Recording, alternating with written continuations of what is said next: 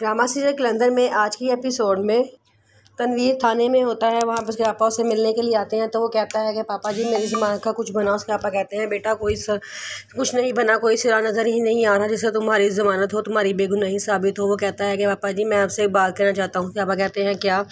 तो वो कहता है कि पापा जी आप अदन से मुझे माफ़ कर दे। पापा कहते हैं बेटे सारे मामले में अदन कहाँ से आ गई? वो कहता है कि मैं अदन के साथ हमेशा बुरा सलूक करता था, उसे मैं बहुत तंग करता था। मुझे लगता है कि उसी की बदवा लगी है मुझे, या उसको तंग करने की वजह से मुझे सज़ा मिली है जो मैं जेल में आ गया हूँ। वो बहुत एक नेक साफ पाक साफ लड़की है, उसने कभी किसी के साथ कोई गलत नहीं किया।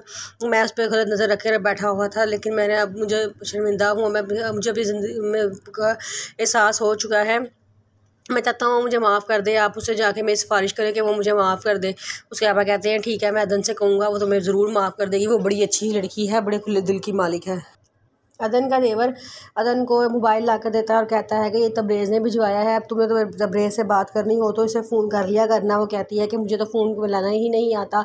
तो उसका नंबर तब्रेज़ के नाम से सेव कर देता है और कहता है कि जब भी तुमने उससे बात करनी हो अपना अंगूठा लगाना यहाँ पे और उससे बात कर लेना। वो कहती है ठीक है। वो बड़ा खुश होती है, लेकिन वो जाते जाते कह जाता है कि अभी छोटी बहन जूही को ना ये बात बताना, वरना वो भी अपने भाई के पीछे पड़ जाएगी कि मुझे भी मोबाइल लेकर दो। उसने सिर्फ तुम्हें मोबाइल लेकर दिया है, इसे बड़ा छुपा के संभाल के रखना। अदन कहती है ठीक है। अदन बार बार उसे कॉल मिला रही होती है, लेकिन तब्रेज़ कॉल नहीं उठाता क्योंकि वो हॉल में अपनी नई फियोंसी के साथ होता है। तो अदन बड़ा मायूस ही हो जाती है क्योंकि उसका बहुत दिल कर रहा होता है तब्रेज़ से बात करने का, लेकिन तब्रेज़ उसको आगे से कॉल नहीं उठा रहा होता। अदन काम कर रही होती है तो तब्रेज़ की मामा आती हैं और आके जूही को खुशखबरी सुनाती हैं कि तब्रेज़ आ रहा है।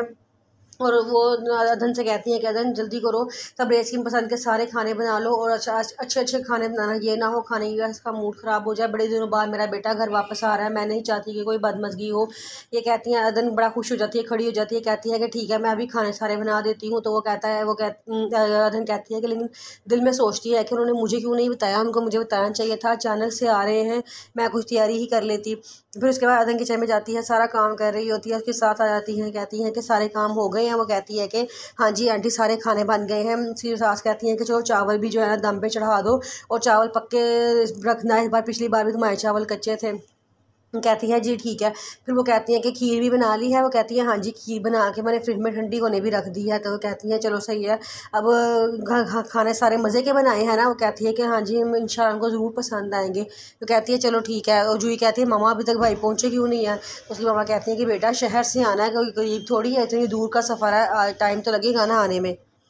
घर में सारे तब्रेज़ का इंतज़ार कर रहे होते हैं। जब तब्रेज़ अपनी फियोंसी के साथ पार्टी में पहुंचा होता है, वहाँ सारे उसके पापा से कहते हैं कि आपने उसकी शादी उधर से क्यों की है? हम उसका इंतज़ार हम चाहते थे कि उसको अपनी बहू बना ले, लेकिन आपने इतनी जल्दी उसकी मंगनी कर ली है छुपा के, किसी को बताया भी नहीं। तो उसके पापा कहते हैं कि नहीं मुझे बड़ा अच्छा रिश्ता मिला था, लड़का बड़ा अच्छा है, समझदार है और ईमानदार है, इसलिए मैंने इसकी मंगनी कर दी थी। तो कहते हैं चलो हमें भी मिलवाएं कौन है वो लड़का। तो उसके पापा तब्रेज़ को बुलाते हैं और तब्रेज़ से मिलवाते हैं। वो कहते हैं कि भाई वाकई आपका दामाद तो बहुत हैंडसम और गुड लुकिंग है। वो कहते हैं कि हाँ जी तभी तो मैंने इसको अपना दामाद बनाया है। अदन तब्रेज़ के आने पे बड़ा खुश होती है। वो अपने कमरे में तैयार हो रही होती है तो उसके साथ पहुंच जाती हैं, कहती हैं कि हाय अल्लाह ये क्या तुमने किया, फैशन कर रही हो, तुम्हें शर्म नहीं आता, तुम्हारी जवान नंद घर में है, वो क्या सोचेगी, और ये दुपट्टा क्यों उतारा हुआ है? चलो दुपट्टा लो, बल्कि सर पे लेके रखना तुम सारा टाइम। और मेरी बात सुनो, ज़्यादा तब्रेज़ के आगे पीछे घूमने की ज़रूरत नहीं है, सुन ली है ना? ये चोंचले अच्छे नहीं लगते।